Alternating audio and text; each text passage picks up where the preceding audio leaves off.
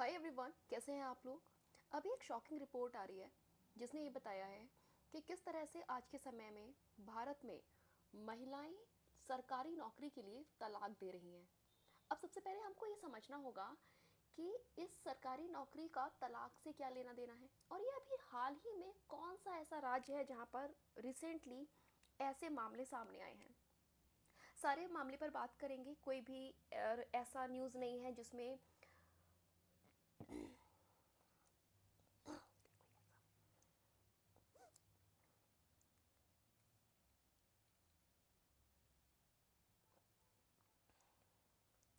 Hi everyone, कैसे हैं आप लोग।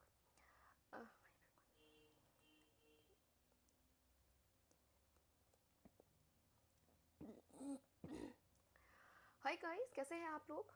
अभी रिसेंटली एक शॉकिंग अपडेट आई है जिससे ये पता चला है कि किस तरह से भारत में सरकारी नौकरी के लिए इस समय महिलाएं तलाक की तरफ आगे बढ़ रही हैं।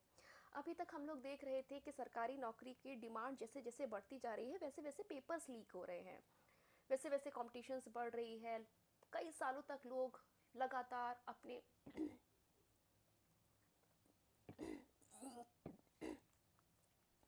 हाय एवरीवन, अभी रिसेंटली एक शॉकिंग अपडेट आई है जो ये बता रही है कि किस तरह से आज के समय में महिलाएं सरकारी नौकरी के लिए तलाक की तरफ आगे बढ़ रही हैं। और ये कोई मामला ऐसा नहीं है जो और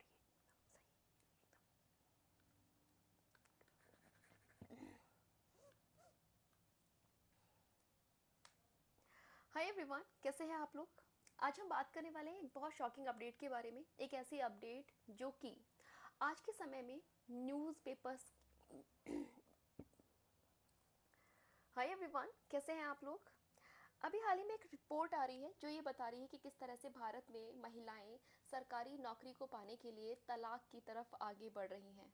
आपने देखा होगा कि पिछले कुछ समय से लगातार सरकारी नौकरी की जो डिमांड है वो बढ़ती जा रही है, और इसी वजह से पेपर लीक होने के मामले बहुत सारे देखे जा रहे थे। लेकिन अभी क्या हुआ है, पेपर लीक के साथ साथ महिलाएं तलाक की तरफ आ रही हैं। ये कोई फेक न्यूज़ नहीं है, 100% ऑथेंटिकेटेड न्यूज़ है। अभी भारत का एक राज्य है जहां पर इसके मामले लगातार बढ़ते हुए देखने को मिल रहे हैं। और ये बात मैं नहीं कह रही हूँ, ये बात राजस्थान सिलेक्शन बोर्ड के द्वारा कहा गया है, यानी कि जो राजस्थान स्टाफ सिलेक्शन बोर्ड है, RSSB के नाम से जो जाना जाता है, उसमें अभी लगभग 12 ऐसे मामले सामने आए हैं जिसमें महिलाओं ने फेक डिवोर्स के पेपर्स लगाए हैं।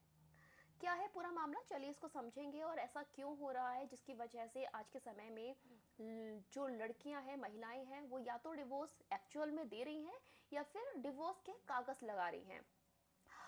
देखो, जो राजस्थान स्टाफ सिलेक्शन बोर्ड है, ये एक ऐसा बोर्ड है जो कि डाइवोर्स्ड महिलाओं के लिए 2% का कोटा देता है।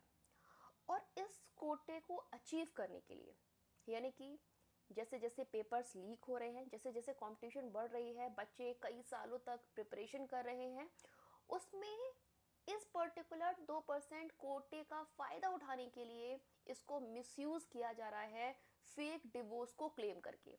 और ये 2% सिर्फ उन्हीं महिलाओं को कोटा दिया जा रहा है जो कि डाइवोर्स्ड है। और इसीलिए आज के समय में कुछ ऐसे रिपोर्ट सामने आ रही है राजस्थान स्टाफ सिलेक्शन बोर्ड की तरफ से, जिसमें इन्होंने सीधे बताया है कि राजस्थान में ऐसे मामले बहुत ज़्यादा बढ़ गए हैं जिसमें फेक मैरिजेस की गई हैं और फेक डाइवोर्स लिए गए हैं, यानी कि उन कागज़ों को लगाया गया है जिससे कि 2% डिवोर्स के इस कोटे में खुद को लाया जा सके और सरकारी नौकरी को पाने के चांसेस को बढ़ाया जा सके।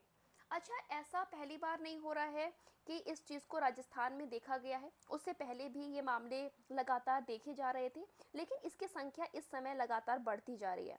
और इसी वजह से अब फाइनली RSSB कुछ डिसीजंस भी ले रहा है। डिसीजंस क्या ले रहा है, अभी जो वहाँ के अध्यक्ष हैं आलोक राज जी, उन्होंने जो एक्स अकाउंट होता है जिसको हम लोग पहले ट्विटर के नाम से जानते थे, वहाँ पर एक पर्टिकुलर रिपोर्ट डाली है। और उन्होंने उस इंटरव्यू में ये भी बताया है कि तलाक के जो आवेदन हैं उसके लोग कम होते हैं, वो 2% के कट ऑफ में आने के लिए फर्जी तरीके अपना रहे हैं।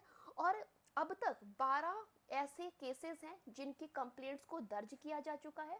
और 25 ओवरऑल ऐसे केसेस हैं जिनको वेरीफाई भी करने के लिए लगातार सर्टिफिकेशंस की मांग की जा रही है। यानी कि अब आरएसएसबी लगातार जिन लोगों ने अपने को डाइवोर्स अपील किया है उनके वेरिफिकेशन डेटा को मांगने का काम कर रही है।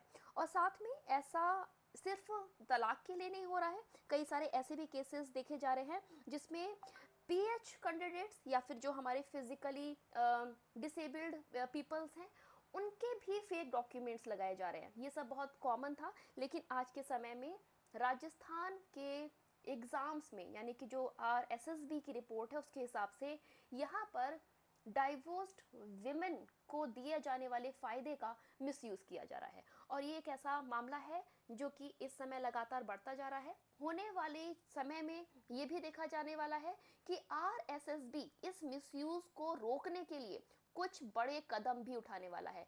तो आने वाले समय में देखने में मज़ा आएगा कि क्या बदलाव लेकर आएगा आरएसएसबी अपने एग्ज़ाम्स में, जिससे कि इस धांधली को रोका जा सके।